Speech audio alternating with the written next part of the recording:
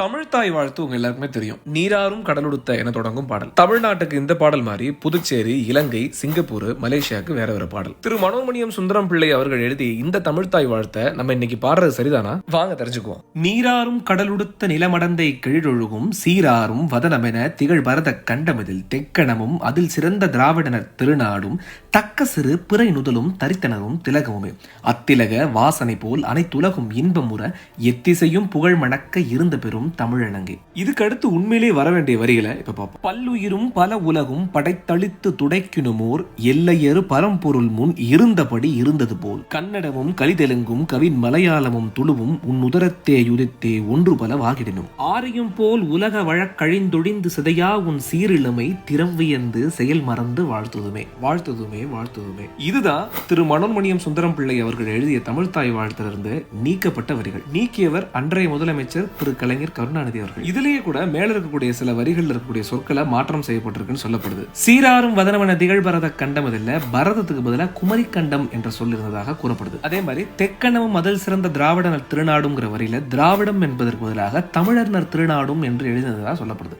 இந்த பாடல் வரிகள் இருக்கக்கூடிய சில சொற்களை மாத்தினது மற்றும் சில வரிகளை நீக்கினது சரிதானா என்பதை உங்களுடைய கருத்தை காமெண்ட்ல கண்டிப்பா சொல்லுங்க. மற்றும் இது உங்க நண்பர்களுக்கு பகிர்ந்து வரலாறு சொல்லிக் கொடுங்க.